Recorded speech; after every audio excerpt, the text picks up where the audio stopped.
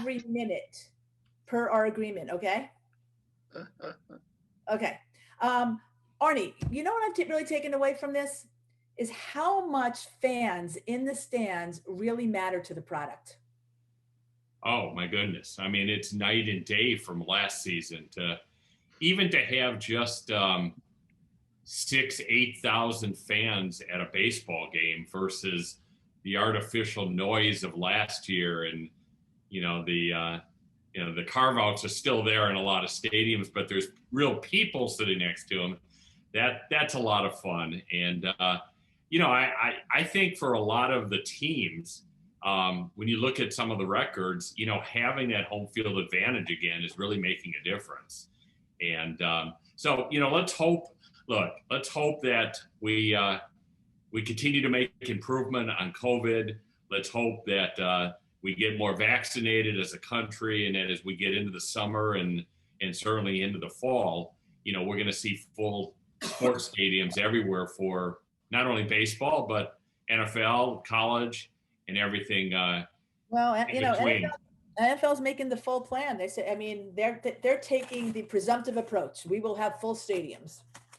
Yeah, let's hope. And Donna, before we start with Roy, I think it's appropriate for us as an organization at Maccabi to, just commend and respect the verdict that came out a couple hours ago. I think the entire country and the world was watching, and while it doesn't bring back life to Mr. Floyd and the heartbreak to his family, let's hope it's the beginning of a new day in our country and elsewhere, for racial justice and really combating all forms of hate and all forms of discrimination and bigotry.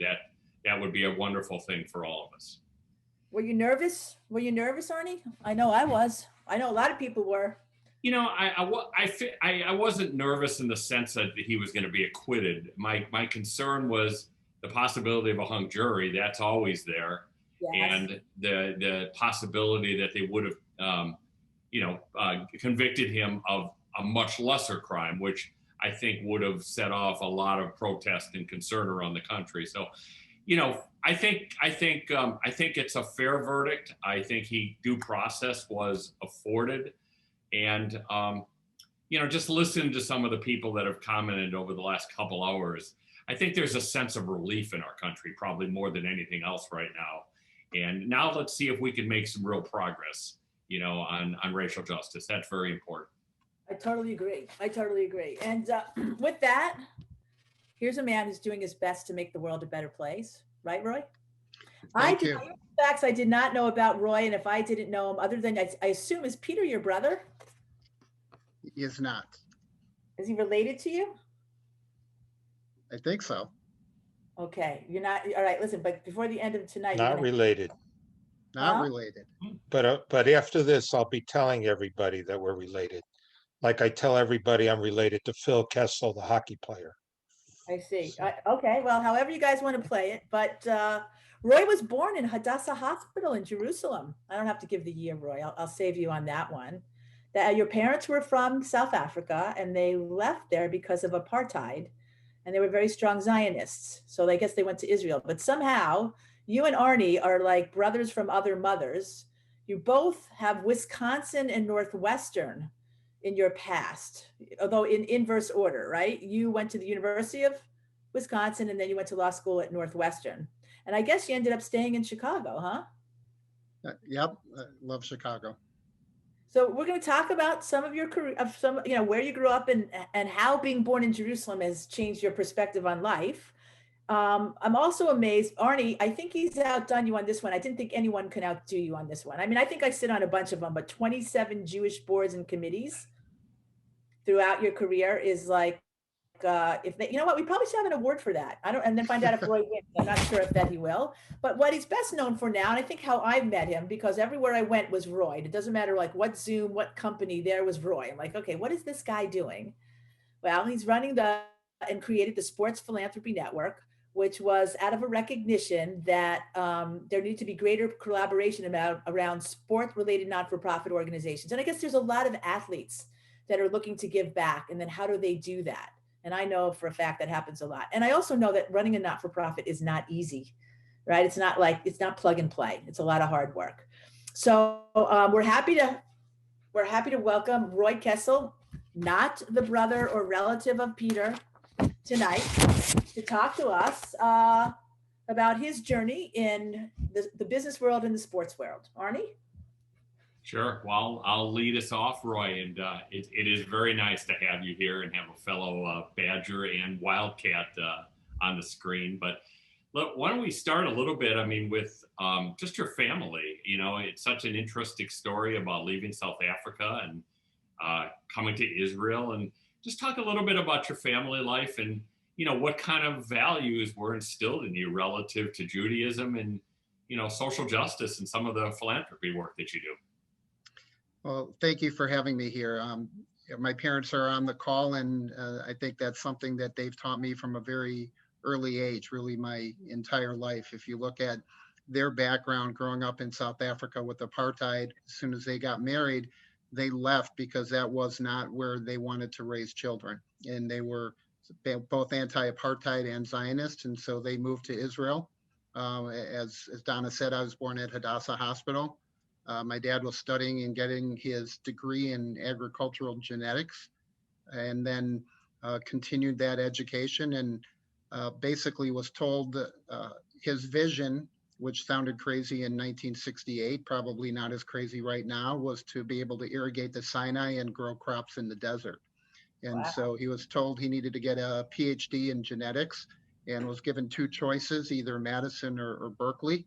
At that time, probably not having been anywhere with no internet, it might as well be Mars and Pluto, because you're getting about fifth-hand reports on what each city might look like. And ultimately, they ended up in Madison. But if you go back to the values you talked about, that was really the way I was raised. That's the way both of them were raised, each in families that were very observant. My mom's family kept strictly kosher at home, and that's the way she was raised. Her parents wouldn't eat out. My dad's family kept kosher at home, and both families welcomed a lot of people for Shabbat dinners, for holidays, for all kinds of things like that. So that communal value was something that was always embedded in the way that I was raised growing up. While my dad was studying to get his PhD in Madison, my younger sister, Sharon, was born, and she's developmentally disabled. And so that kind of changed the trajectory of life for them, because at that point they were told Israel probably wasn't a great place for preschool age kids. And so they stayed in Madison. We did try to go back to Israel for a couple of years. So I went to 6th grade and 7th grade in Rehovot, just a few blocks from the Weizmann Institute. And we ended up back in Madison. And that's pretty much where I grew up, high school, college. And as Donna said, involved all the way through, from Hebrew school growing up to youth group, USY, Camp Ramah, and going through Hillel in Madison, and involved with the campus campaigns at Madison and Northwestern Law, and then really getting into young leadership in Chicago. Hey, Roy, I'm just curious. I see Leah and Raymond. Those are your parents? Yes, they are. It's nice to have you all. I won't put you on the spot, but I'm going to ask your son this, if he can answer it. But talk, if you could, I think it would be interesting to talk about the early 60s in South Africa, and being Jewish and anti-apartheid. I'm sure that was not easy. But I think we would love to hear just a little bit about what that era was like. And for me? Well, Roy, maybe you can answer it on your parents' behalf. I don't want to put them on the spot here, but to the extent Sure. you can answer that would be great. I think they were very involved in Zionistic movements in South Africa and in Habonim. That's where they originally met, through that group. And the plan for them, I think, was always looking at apartheid and struggling with that as a way of life. I know oftentimes when we would go back to visit relatives and my grandparents, it was something that I always had a hard time with. And I think the way that they raised me really was indicative of those challenges. So, oh yeah, I'm here. Where's Leah and Raymond? Hi, Leah and Raymond. Do you want to just say hello to us? It's okay. I know that Arnie wouldn't do it, but I would. Do you know how to take? Do you know how to go? Do you know how to take off your? Oh, we can take it off. Danny, you can do this. You can do this.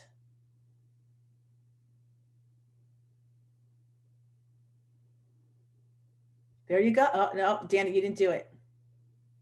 All right, never mind. Okay, right. Can't do the unmute, so I can only ask to unmute. I can't actually control. I can mute, but not unmute. Oh, there they go. There we go. There we go. Leah, Raymond, say hello if you'd like to. Hello. Hello. Shalom. Oh, so nice. It's wonderful to have you with us and to have your son with us tonight. We're pleased to be here. Oh, so nice. Thank you so much. That's so sweet, Roy. All right, Roy, let's just talk a little bit about, hold on, I am going to switch. Oh, that's way too hot. Right. What your fascination with sports? You're a Jewish kid. You're a young Jewish boy. What do you love? Like, why are you, what's the fascination with sports? I think my mom said that her father put a ball in my crib when I was born and said that I always needed to have a ball with me. And so probably started that way. My dad's side was also, all of his brothers were very involved with sports, big sports fans. And growing up for me, it was always something that I was interested in. We grew up across the street from my elementary school where there were tennis courts and a backboard. And so that was where we played every sport, soccer and tennis, and field for baseball and football. So sports was always what I was involved with. Well, we lost her. So sports and Jewish was always what I was involved with growing up, and a lot of different sports as I went through and progressed. Played a lot of soccer growing up, and played a lot of soccer and tennis in high school, and intramural sports in college, and still try and play a lot of sports. But I think what was interesting from the sports side is that I ended up going to law school, and my mom said, well, how did that happen? She said, you were always going to work in sports throughout your life. It was sports, and then somehow you took a detour to law school. So did that detour and worked in firms for about 7 years, and then wanted to get back into the sports world in a more entrepreneurial space. And so I went off on my own to start my own practice so that I could get certified as an NFL agent and do that kind of work, and also put together celebrity and charity golf events for groups like the Tournament of Roses and the NFL Coaches Association. So what was it like being an NFL agent, Roy? I didn't like it. I felt that the role I wanted to play was not what the players were interested in at the time that they're coming out from college. Their main interest is who's going to pay for my training for the NFL Combine, who's going to house me and buy me protein and massages and get me ready for my pro day. And really, from my view, the role I was more interested in is sort of long-term preparing athletes for life when they're done with their careers. But as they're coming out of school, that's not where their focus is. Their focus is, how can I get drafted? How can I get drafted higher, make it into a camp, and make a team? Well, I suppose that does help their long-term view once they get some security, right? Well, it does, except that such a high proportion of them don't make it. And so they haven't done the things to really prepare themselves for any other type of career other than football. And so when you go through the agent game, every year there's 1,500 players coming out of college that sign with agents, and there's only 250 picks in the draft, and only about 350 more that get signed as free agents. So you have about 600 players out of 1,500 that even make it into a training camp. So that means there's 900 other players that an agent convinced had a chance, or they convinced an agent that they had a chance. And so the odds really aren't very good. So did you have any high draft picks? I did not have any high draft picks. Had some players with some interesting stories. One of them unfortunately kept getting injured, and finally he had an opportunity to enter the police force, and he was on his way to a tryout in Buffalo, and he was at the airport, and I got a call saying he decided to not go to the airport and go home because somebody pulled strings to get him to the police academy. I had another player, interesting story out of Iowa State, who decided to go on vacation the week before his pro day. And so, as you know, if you follow the NFL draft, the pro day is really the big opportunity for a player to show what they can do. And he was putting up really good workout numbers. His brother played in the NFL, and his brother was going on vacation. So he went on vacation with him, came back for his pro day, didn't quite run as well as he'd been running before vacation, not surprisingly. But we still got him in to camp with New England, and he was working out and playing there. And he calls me from camp in New England and says, "What's this about? They brought other linebackers in here to compete with me. I thought you told me this was a good landing spot. I didn't think there'd be anybody else in here to compete with me." Right. So if you think of an undrafted free agent going into New England's training camp and thinking that the whole team would be waiting for him, it wasn't surprising that I got a call a couple weeks later from his position coach that they had released him because Bill Belichick basically said he's not going to make the team.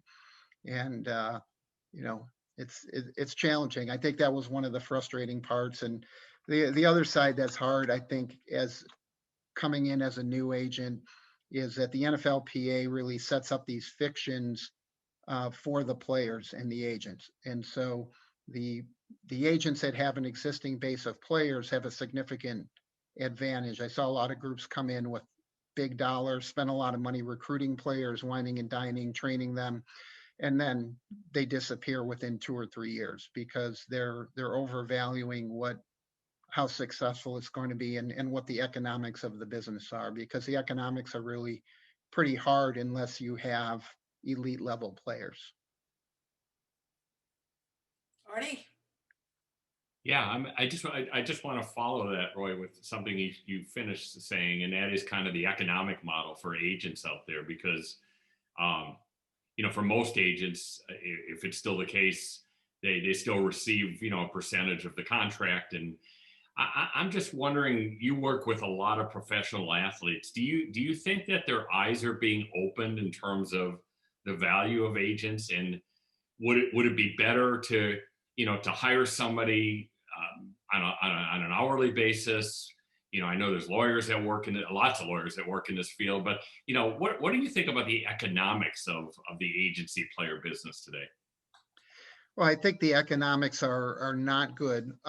They're not good for either side, because from a player side, if you're a high value player, right, one of the star players that's getting the big contracts, there's no reason for you to be paying. The cap is 3%. So the higher ranked players are obviously going to negotiate that down. But even if you go down to 1%, or a fraction of a percentage, if it's $100 million contract, that's a lot of money for negotiating one contract.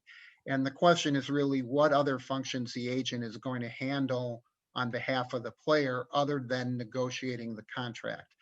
And when you look at the time spent, overwhelmingly, most of the time is spent recruiting the players in school, out of college, not servicing the players. And you hear complaints frequently from NFL players that they signed their contract and it's a 3 or 4 year deal, and then they don't hear from their agent again for those 3 or 4 years until they need to negotiate their next contract. And so it's not a great model there. I think it's bad for the players. You've seen more players now saying, I'm going to negotiate my own contract. You've seen more of them hiring their own attorneys, as you said, on an hourly rate, because if you're already in the league, the only thing that needs to be done is negotiate the contract. The players doesn't need all of those other services to prepare for the draft. Did you say it's 3%? The cap is 3%. That's the highest it can be. For the term of the deal? It is 3% for the term of the deal, but the contracts aren't guaranteed and you get paid as the player gets paid. So if the player has a 5-year contract and gets released after 2 years, you're only paid for those 2 years, and you can only get paid by the player, not by the team. So if the player has some kind of dispute with you or just doesn't feel like paying, they don't have to pay, and you've got to go through an arbitration procedure in order to recover those funds. Does that happen often, Roy? More than you'd like to think. And that's where I think the NFLPA does a disservice for the players, which is they set up an adversarial relationship right from the outset between the player and the agent when they're supposed to be working together. If you had the opportunity for the agent who's on record, certified by the NFLPA, to get paid directly, I think it would avoid some of those disputes. Hey, Roy, you kind of made your entry point into sports in, really an unusual way in the sense of getting involved with philanthropy. And I think a lot of folks, I know myself, Donna, I mean, we either worked with leagues or teams, but talk a little bit about where philanthropy, how all of that interest started. And, did you believe that interest area would lead to a career in the sports field? I'm not sure I believed it would lead to a career in the sports field. I was looking at the agent side and at the event side really is where things started. I think my first vision of sports philanthropy came when I was running celebrity and charity golf events. As I said, I created an event for the Rose Bowl, NFL Coaches Association, and you got a chance to interact with a lot of these players. And you could see that they really had a passion for their communities and for giving back to and building their communities. But sadly, they have not been trained or supported in their efforts to give back. So as I say, most athletes have been conditioned to be a celebrity, and they're trained to be good for 4 things: taking photos with people, signing autographs, playing in golf outings, going to fundraising dinners. And for those of many of the people on here that have been around athletes, you understand that's a gross disservice to these individuals that have been highly successful in what they do. And so you don't get to be a professional athlete in any sport without putting in enormous number of hours, hard work, and really showing the passion for sports. And many of them have that same passion for their communities, but they're given really very few opportunities to get involved with the cause. They're invited to a lot of outings, a lot of dinners, but they're not really getting engaged with what's going on in the community. So tell us about how it began. Well, so from that vision of seeing where everything came together, the Sports Philanthropy Network was something I started putting the plans together for in about 2010. As I was doing that, looking at the best way to get that off the ground, ended up with an opportunity to start a company called Sports Brain, where we got pulled into concussion management issues right as the concussion era was starting, and we worked with a lot of youth sports and high school programs. And so we put together concussion education and baseline testing. Did that for quite some time, and then the economics of the concussion model had changed in terms of youth sports organizations and schools not being interested in paying for those services, even though in scale, it really doesn't cost much more than a couple rolls of hockey tape for the parents that are paying for travel hockey at $8,000 to $12,000 a year, or whatever the numbers are in different markets. And so went back to the sports philanthropy model and said there really needs to be a way to help build stronger, healthier, and more inclusive communities through sports, and looked at the 3 primary constituencies, which was number 1, sports organizations. So that would be teams, leagues, governing bodies, and associations. Number 2 would be athletes and their foundations. And number 3 would be community sports nonprofits. So as we started building Sports Philanthropy Network, the model was really designed to be twofold. One was to provide some media coverage for the work that these organizations are doing. And so we have 3 podcasts a week. I host the Sports Philanthropy podcast, where we focus on sports organizations, sports nonprofits, and the work that they do. And then Caleb Radham, our VP of Community Development, who's on the call here with us today. She hosts Legacy After the Locker Room, in which she interviews athletes about the legacy they're making in their communities after they're done with their careers. So we have organizational spotlights. We get credentials from the NFL to cover the Super Bowl, the draft, from the Big Ten for a lot of their events, from some PGA events to cover the community work that's going on around the organizations.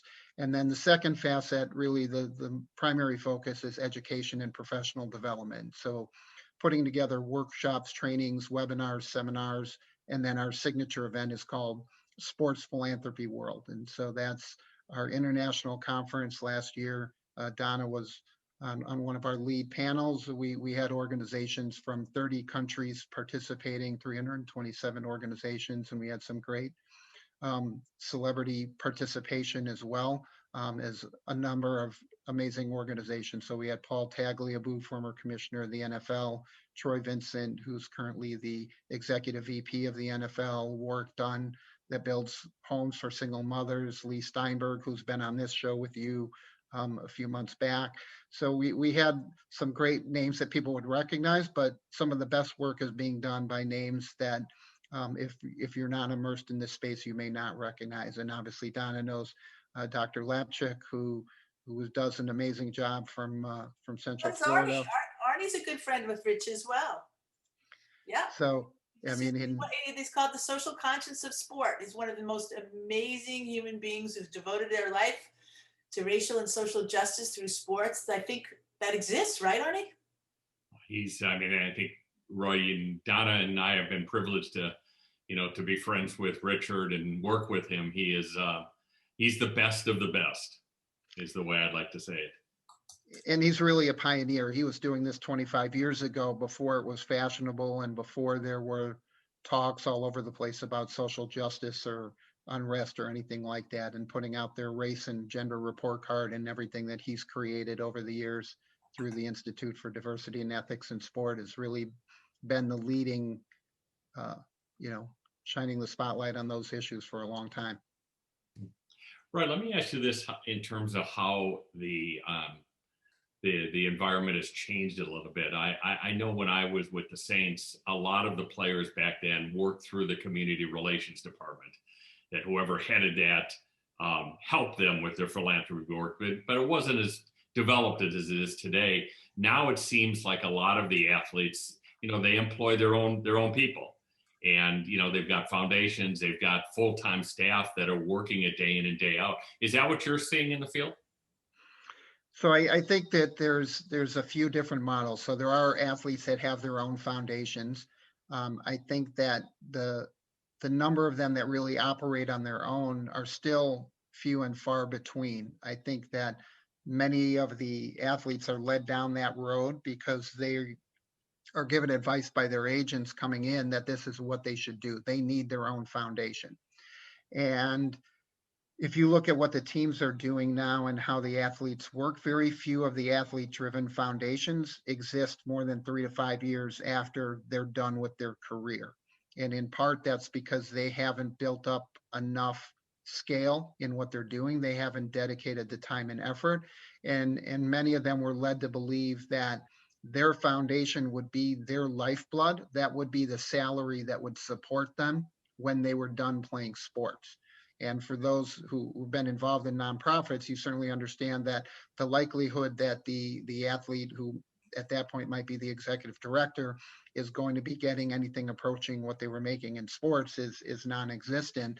And while they're trying to set up these foundations, frequently they're having a parent, a spouse, a sibling, a buddy, somebody running the foundation for them while they're playing sports.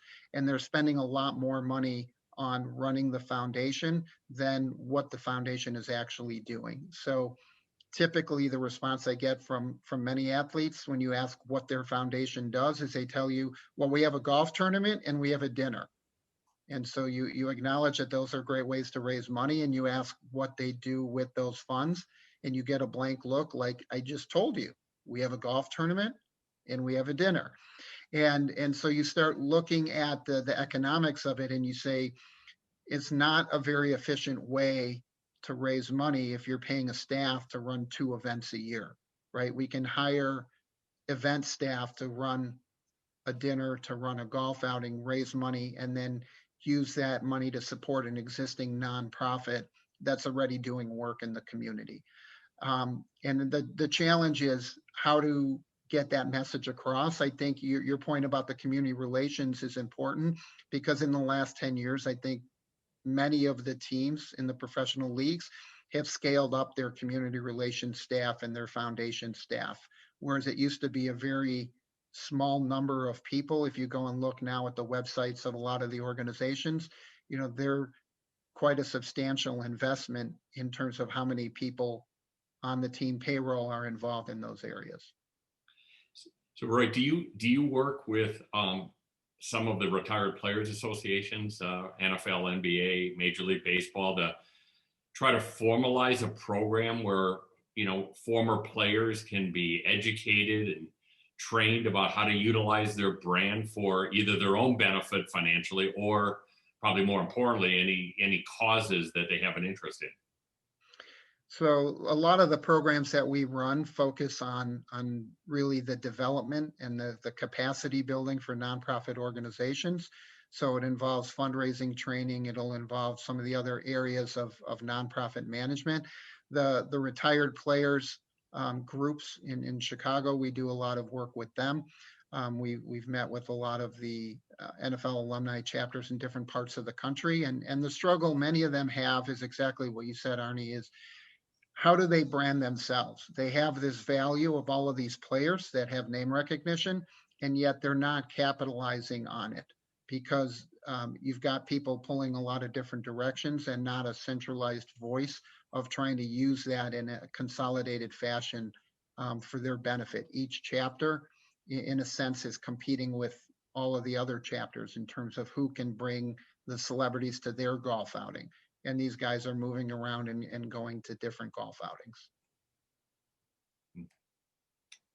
Donna? Yeah, I have many questions here. I'm just trying to think, Roy, what direction I want to make. I want to say this. Everybody, you're welcome to ask any questions. Just put them in the chat. I've been monitoring. Thank you, Barry Kleiman. Right on point. What keeps you driving to realize this important vision? So where does your ongoing fuel come from, Roy? My ongoing fuel really comes from hearing the amazing stories of all of these different organizations through the podcast and through conversations every day. We're meeting groups that are doing work in their communities, and really with every sport you can imagine. We've seen everything from MMA to ultimate frisbee to surfing to beach volleyball, not only in the US, but a lot of groups that have been on our podcast are overseas in South America and Africa. Kayla and I were on a panel a couple weeks ago based out of Morocco. They wanted us to travel there, but we weren't quite ready to do that with the COVID restrictions. So we did that virtually. But what's been incredible about the response that we've received is how many people have started approaching us now from other countries and continents wanting us to create programming in their space and bring a sports philanthropy conference to their continent. And we've had requests from Africa and Europe and Asia and Australia. It clearly shows the need that people want that forum for collaboration, and that there's a lot of duplication of resources out there. And so I think one of the main things we want to be able to do is help catalog and highlight the work that's being done and give people access to those resources so they can be more efficient in making an impact in their community. Hey, Roy, let me ask you, we talked a little bit about the athlete side. I'd be curious to get your feelings about the owner and management side of these teams. It at least appears that there's just a lot more awareness of by owners of the need to give back here. That it's not about a financial return on investment like it maybe was a decade, 2 decades ago. It really is about trying to help the local communities or help a national cause. And one of the examples I'll give that I'm because I'm a big fan. Although I'm a Green Bay Packer fan, I could still say that I like this guy, is Mark Wilf, who's the chairman of the Vikings.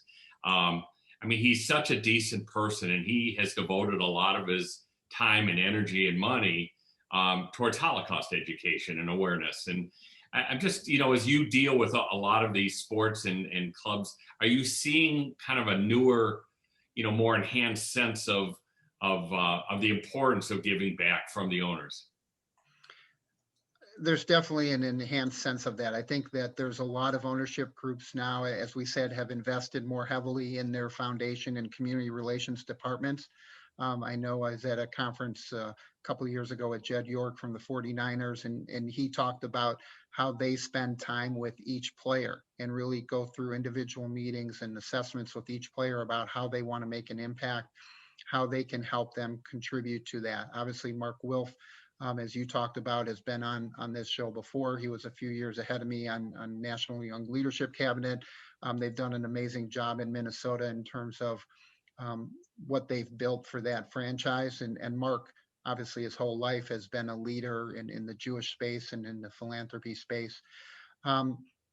You look, it's interesting because there's a significant number of Jewish ownership groups in Major League Sports.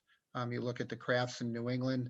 I remember when I first started as an agent, one of the first contracts that I had a player sign was with the Patriots, and their person was very expressive about the requirements for community involvement and relations, going back to the early 2000s in terms of what the Patriots expected of their players.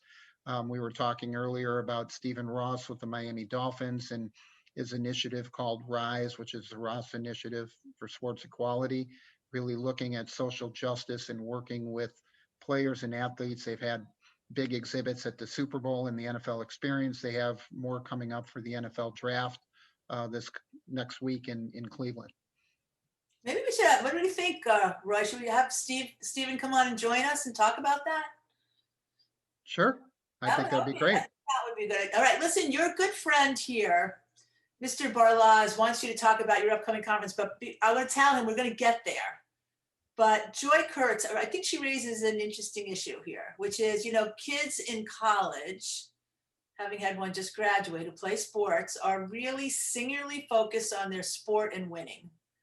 So is it any surprise that they don't seem to have a greater capacity for a focus on philanthropy or social justice, although that is changing, I have to say, because there's only so many hours in the day and coaches want to keep these kids singularly focused. And there are some coaches on this call tonight, but Joy's curious as to your thoughts about that. About the players winning? Well, what you said, you kind of said that kids don't come out ready. They're not very worldly in their view. They're singularly focused on making the team. And, that's an environment that they have grown up in so that they could excel, right? So.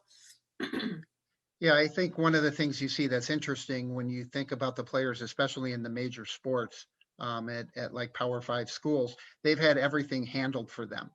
So all of the travel, all the transportation, all the logistics, right? All they know that they need to do is pack a bag and they're on a road trip and the equipment and everything shows up. The plane is there, the bus is there. They don't deal with any of that. When I first started as an agent, it surprised me when I would have a player call me who's never been on a flight on his own, didn't know how to navigate his way through an airport to even find the right flight so that he could get to his workout. And you realize that they haven't had that opportunity. They haven't gone through the process of renting a car or doing any of those types of things on their own. Everything's been handled. And so if you look at it even at that level, that the fact that they haven't been educated in philanthropy or community involvement, really the blame for that to me goes back to the schools. I think the colleges can do a lot more. And I know that there's some schools that are doing great work in that area now where they really are taking their athletes during college and getting them involved. And I'm not talking about just a walkthrough at a hospital, which is a good photo op, but I'm talking about really getting involved more directly in a cause and understanding that, bless you, understanding that process. Yeah, go ahead. Go ahead. The other point that you touched on was that competitive element and the focus on winning. And what's interesting is there was just a recent survey out by Aspen Institute that talked about the fact that winning is way, way, way down on the list of the priorities of kids participating in sports. And when they rate what elements are most interesting to them and what makes them want to stay involved with sports, it's really the camaraderie and the connection with the teammates and things like that. Roy, let me ask oh, go on, Donna. No, go ahead, Artie. Go ahead. Go ahead. Go ahead. This is just a variation of kind of what Donna asked, and that is, you in your career have done a lot of teaching of young people that are going to be our next leaders in the sports field.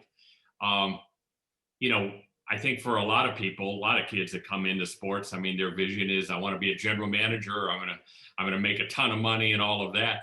But are you seeing that kids are coming out with a broader approach and a more charitable philanthropic approach? And, just as a footnote to that, we've talked about Rich Lapchick. What I love most about Rich and his program at Central Florida is he was really the first in the country to make sure sports ethics was a huge part of the curriculum of teaching these leaders. And I think others are following it now, but Rich was the first. But what are you seeing kind of in our emerging leaders here and students?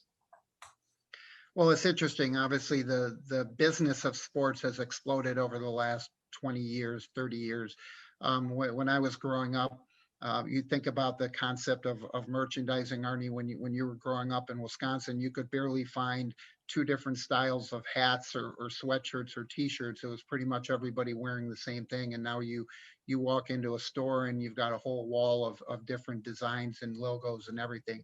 So the business has become a lot more sophisticated. And I think the students are recognizing as they're coming into this that they need to be trained in the business of sports, as well as all of the other skills that go on. So when I was teaching at Northwestern, you would see a lot of students who came into our graduate program that had work experience in a sports organization, and they had taken time to volunteer or intern over the summers, whether it was in high school or college. And it really makes a big difference compared to those students that came into the program with no background at all in sports. And one thing in sports is that people move. Donna joked about that with Arnie. People move a lot in the sports business, and where they start really doesn't necessarily bear any resemblance to where they end up. As you said, when I would sit down with the students, most of them would say they wanted to be a GM of a team was a very common element. I'd have them do an exercise where they drew themselves at the bottom of the page and then at the top would put a circle for what their ultimate position was. And we would talk about what skills they needed to develop from where they are now to be able to get to that level. And you can't diagram an exact path, but you can start taking on roles that build the skill set that you need to do that. But many of the students that came into our program wanted to be agents, and inevitably at the end of each quarter that I taught, somebody would come up and complain to me that they were really excited to take the class because they wanted to be an agent. And at the end of that time, that I had talked them out of that they saw what it was like and they decided that wasn't for them. Well, yeah, that's all. It's always good to help people find out, where they are. Now, listen, here is a custom-made question for you and me, Roy. It's from Haley Shaham, who I've not met, but I definitely want to meet her for sure. What sort of women empowerment causes do you work with, Roy? Well, there's this one out of Jacksonville. I'm blanking on the name. I don't think it was a setup for that, but I think it's more like in terms of your training and engagement with athletes. We talk about social justice. Certainly, the ability to elevate women, create equity and equality is certainly another social justice opportunity. What kind of work do you do? Yeah, and that's a fundamental element of Sports Philanthropy Network. The diversity, equity, and inclusion really is something that focuses on everything that we do is done through that lens. And so there's a lot of women's initiatives. When we look at the panels, it's interesting to me because people will come and say, well, your panels came out balanced. And I will say I would have to try harder to keep the panels unbalanced there's so many qualified women, so many women doing amazing work in this area. Donna had her fantastic event last Friday for Generation W. Big turnout. But everywhere you go, there are women's organizations, women leading new organizations. We did an executive director mastermind over the last few months, and we had one called the Sports Bra Project, where they collect sports bras and distribute those to young girls in communities where they don't have access to that. There's lots of initiatives collecting sports equipment. So there's really some amazing things in the women's space. And I think I saw flash by as well that somebody asked about peace.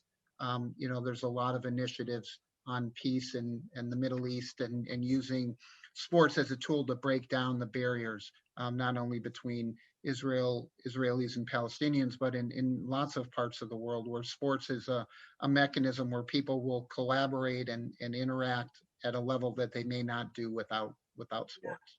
So let me just say this, Haley, thanks for asking that question, but it also gives us the opportunity because I would love to meet you, and maybe we'll meet on April 28th, because I'm proud to announce tonight that will be the first gathering of a new group that we've been working on getting together for over a year called the Jewish Women in Sports Leadership Platform. And it will be a place for Jewish women to connect.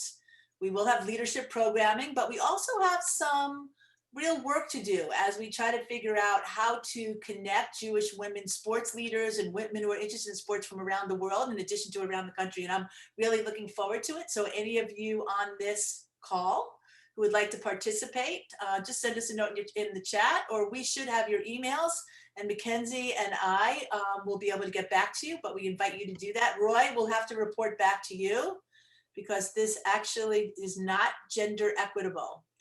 It is just for women for now, until we get our act together. Is that okay? Sure. Okay, cool. Arnie? Yeah, Roy, we're getting some great questions from the group. So thank you for everybody for submitting. But I thought this one was real interesting from Jeffrey Doman. Jeffrey, thanks for submitting this. But he wants to know kind of how big sports philanthropy is on a scale versus other types of philanthropy, religious philanthropy, corporate. And then the other question that's kind of related to that is, how much work do you interface with governmental entities that are involved in philanthropy work? So on the first question, I would say the scale of sports philanthropy is tiny compared to religious philanthropy and corporate philanthropy. I think it's part of the reason for starting the Sports Philanthropy Network is looking at the fact that we are way underperforming, I think, as a sector compared to the resources that are out there through the sports world. And one of the initiatives that we're developing is exactly designed to kind of measure and benchmark that so the teams can look at how they're doing against other teams in their league and in their sport. On the second element, the government and the public sector, we've done work with the State Department. They've got a sports diplomacy group that works with international initiatives there. I think that's an important group that we're working with now, and we'll continue to grow our involvement with them. I think what's interesting is to see from an international perspective how much more enmeshed most governments are than the US in terms of supporting sports. And they have sports ministries, and then they have groups that really focus on creating sports opportunities within the country. And I would liken those probably a little bit more to the sports commissions that we have here in terms of the idea of creating sports opportunities for a community. The sports commissions really focus on the business sector and on the city, not on the opportunities for youth sports. Okay, this is the question now. Where's Mr. Barlas? I understand that you might have a conference coming up. What do you got, Roy? So our Sports Philanthropy World Conference is our signature event each year. This will be the third year. We're going to be virtual again this year because I'm just not sure people would travel enough with COVID. Last year, we had organizations from 30 countries participating. and we had 327 organizations, and we had about 150 speakers over 2 days with 70 sessions. So great event. We encourage everybody to participate June 28th and 29th. The information is, the panels are being put together now. We'll have more information continually updated on our website, and would love to have everybody participate. We were proud to have Maccabi as a sponsor last year and love supporting all the work that they do. Great. Awesome. So anybody can sign up, right? Anybody can sign up? Anybody can sign up. And We is there a welcome. fee? Is there a fee? The fee, we've reduced the fee this year is $49 for members. So we encourage people to participate. We try to keep it affordable. And we're looking for sponsors and corporate support so that we can help smaller organizations and students participate with no cost. Great. That's terrific. Roy, kind of as we wind the evening down, this has been a fascinating and a really important discussion, I think, for a lot of us to hear. You do all kinds of work, relative to the substance of sports through your podcast and your writings. And just kind of as we close it out, if there was a crystal ball that you had, what both on maybe the professional side of sports and the amateur side of sports, what do you see coming down the pike the next few years? Well, I think on the amateur side, which is going to evolve into the professional side, is really the NIL, the name, image, and likeness issues that are going to overwhelm college sports. I think it's the right direction. I'm not sure it's exactly the right solution, but I think that it's the right approach because the Olympics didn't disappear when we got rid of the amateurism model. And I don't think college sports will disappear by getting rid of the amateurism model either. I think that the concept that the NCAA had for too many years of trying to protect that model has actually caused more harm. And I think that when you look back at the history of why the amateurism model was created and all those rules were implemented, it was because Ohio State was worried that Michigan was going to cheat and do something better, or vice versa, or Alabama and Auburn, or any of the other schools. And so many of the rules that were put in place were truly absurd as they applied to sports and to college sports, whether it was players that could have a bagel with butter, but they couldn't have a bagel with cream cheese or peanut butter, or a player who's in college that's meeting with an agent couldn't come into my office. I couldn't even give them a can of soda. I couldn't give them a bottle of water. The people from the NCAA would tell me, if you've got a glass and you've got a big water cooler, you can pour them a glass of water from the water cooler. But if you have sealed bottles of water and cans of soda, you can't give that to them. And again, I'm sure it happens all the time, but the likelihood that a player is going to select an agent based on a bottle of water, a soda, even a lunch or a dinner is pretty remote. And you're really not protecting anybody. You're harming the player in terms of having the opportunity to do things. So I think the NIL is really the big area that will change from college sports. On pro sports, in a similar vein, I think the ability for players to get their own messaging out there through social media, they control what the narrative is.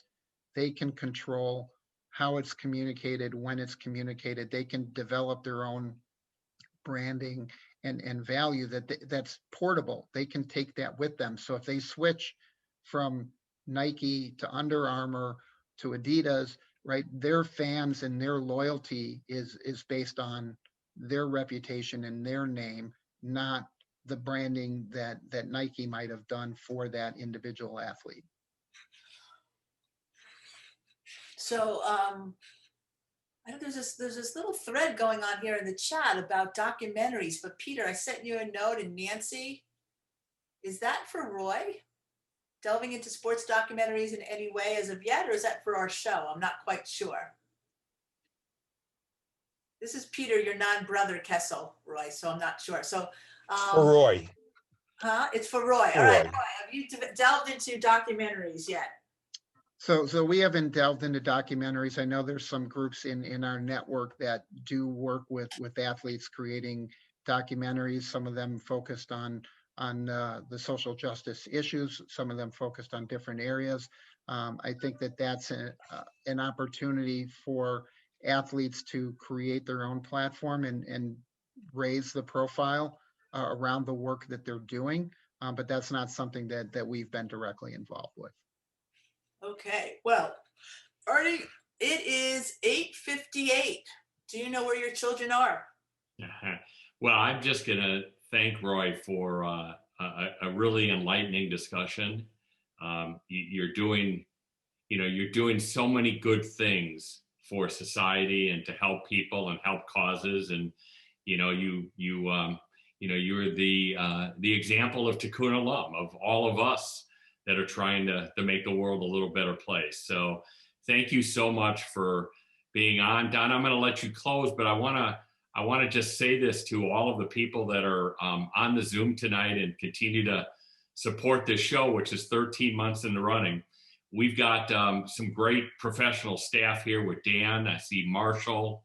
I think I saw Shane and Steve. I can't see everybody on my screen, but I think we have Steve and Julie are both on too. And Julie, okay. They are working along with Donna and myself and a lot of the officers really hard on the 2022 Maccabi. And I want to just kind of plug this before we get off tonight that it's not too late. If any of you have an interest in applying for the Maccabi, either for yourself as an athlete or to participate as in management or anything you could do to help, or if you've got kids, please look at the website for Maccabi and do that. And also, Maccabi needs your financial support. I'm not hesitant to ask for it. So if you are running companies, associated with companies, and you can support the Maccabi USA organization, it would be greatly appreciated.